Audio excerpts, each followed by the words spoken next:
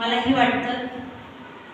जेवढ्या हत्या महिला दिनानिमित्त मी एक तुमच्याकडून सगळ्या महिलांकडून अपेक्षा व्यक्त करते की जेवढ्या हत्या महायुद्धात झाल्या नाहीत तेवढ्या हत्या या मुलीच्या गर्भातच होत आहेत, या थांबल्या पाहिजेत. हा संकल्प आपल्यापासून सुरू झाला पाहिजे.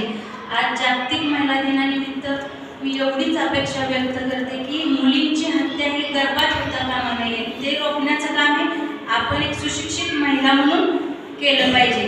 मुलीची गर्भातून येणारी हाक मी या कवितेतून सादर करते. आवाज एवढा व्यवस्थित नाहीये पण सादर करण्याचा छोटासा प्रयत्न. 9 महिने 9 दिवसाने झाली जग बघण्याची घाई, वंशाच्या दिव्यापायी नको पंथी विझवू आई. उद्या तुझ्या गर्भाची ग चाचणी होणार ग, मुलगी आहे म्हणून सारे नाक मुरडणार ग.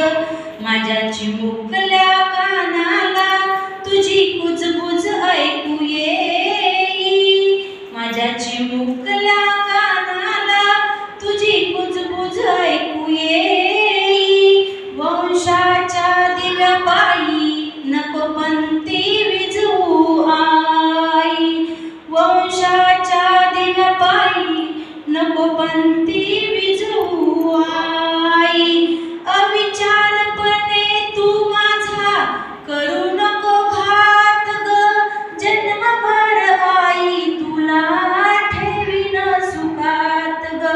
तुझ माझं नशीब आणि तुझ माझी पुण्याई, वंशाच्या दिव्यापायी नको पंथी विझवू आई, वंशाच्या दिव्यापायी नको पंथी विझवू आई.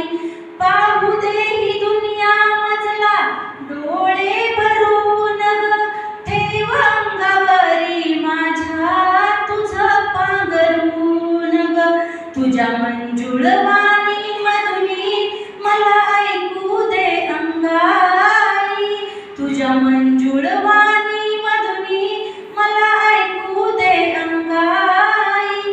वंशाच्या दिव्यापायी नको पंथी विझवू आई, वंशाच्या दिव्यापायी नको पंथी विझवू आई. महिला दिनानिमित्त मी एवढीच अपेक्षा सर्व महिलांकडून व्यक्त करते. मुलगी वाचली पाहिजे तरच देश वाचेल, कारण एक मुलगीच सर्व काही घर सांभाळू शकते. जेवढं पुरुष करू शकत नाही त्याच्याही दुप्पट कार्य मुलगी महिला करू शकते. त्यामुळे आपल्या देशातली मुलगी वाचली पाहिजे हा संकल्प आज आपण सगळ्यांनी केला पाहिजे. थँक्यू. मला इथं बोलण्याची संधी दिल्याबद्दल मी आभार